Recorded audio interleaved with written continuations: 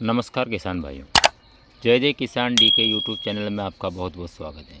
किसान भाइयों, अफीम की खेती के लिए बुआई से पहले किन बातों का ध्यान रखना चाहिए, इसकी हम आज विस्तार से चर्चा करेंगे। अफीम की खेती से पहले आपको सरकार से स्वीकृति लेनी पड़ती है। सरकार द्वारा इसका लाइसेंस प्रदान किया जाता है, उसके बाद ही हम खेती कर सकते हैं।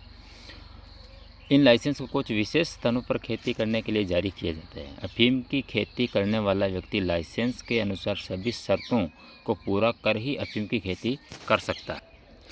अफीम की खेती के लिए किसान भाइयों ठंडी जलवायु की आवश्यकता होती है। इसके लिए बीजों की बुआई अक्टूबर से लेकर नवंबर माह के बीच में की जाती है। बीज बुआई से पहले खेत को अच्छी तरह से जुताई कर लेनी चाहिए। इसके लिए खेत की गहरी जुताई करके जुताई के पश्चात खेत में पानी लगाकर मिट्टी के नम हो जाने के लिए छोड़ देते हैं। खेत का पानी सूख जाने पर रोटावेटर लगाकर खेत की 2 से 3 तिरछी जुताई कर देनी चाहिए, ताकि खेत की मिट्टी भुरभुरी बन जाए। उसके बाद पाटा लगाकर समतल कर देनी चाहिए। अफीम की खेती के लिए किसान भाइयों खाद की अधिक मात्रा की आवश्यकता होती है। इसके लिए वर्मी कंपोस्ट की मात्रा को खेत में डालना होता है। इसकी खेती में न्यूनतम सीमा का विशेष ध्यान रखें, इसलिए भूमि को पर्याप्त मात्रा में पोषक तत्व जरूर देना चाहिए।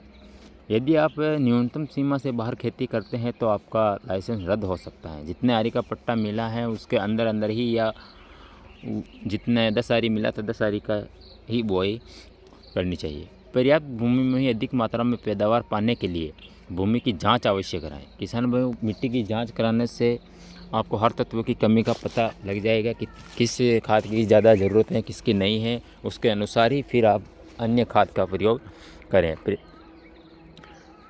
भूमि में जिस चीज़ की कमी है उसका पूर्ति कर दें तो आपका उत्पादन अच्छा मिलेगा। अफीम की खेती किसी भी तरह की मिट्टी में की जा सकती है। गहरी काली व पर्याप्त जीवांश पदार्थ वाली भूमि जिसका पीएच मान 7 के आसपास हो तथा वहाँ पिछले 5-6 वर्ष से अफीम की खेती न की गई हो। इसके अलावा खेत जल भराव वाला न होना चाहिए। पानी का भराव बिल्कुल ही इस खेत के अंदर नहीं होना चाहिए। किसान भाइयों, पानी की निकासी अच्छी बना लेनी चाहिए, उसके बाद ही अफीम की बुआई करनी चाहिए। अब किसान भाइयों, अफीम के उन्नत किस्मों की बात कर लेते हैं।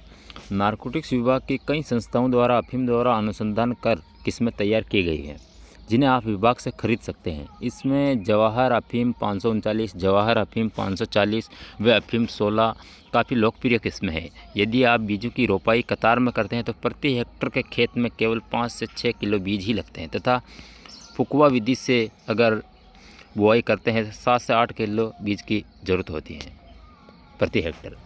अफीम बुआई के 15-20 दिन बाद अफीम में फफूंदी नाशक दवाओं का छिड़काव करना चाहिए। अफीम में फफूंद रोग बहुत अधिक लगता है। इसमें 2 प्रकार के रोग मुख्य रूप से होते हैं, सफ़ेद मस्सी और काली मस्सी।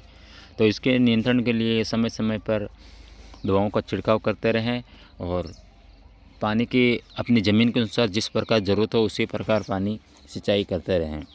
हल्की मिट्टी हो तो सिंचाई की ज़रूरत थोड़ी जल्दी पड़ती है, और अगर काली भारी दोमट मिट्टी है तो सिंचाई थोड़ी लेट करनी चाहिए। तो उस हिसाब से आप इसकी बुआई और सिंचाई का पूरा ध्यान रखें। धन्यवाद।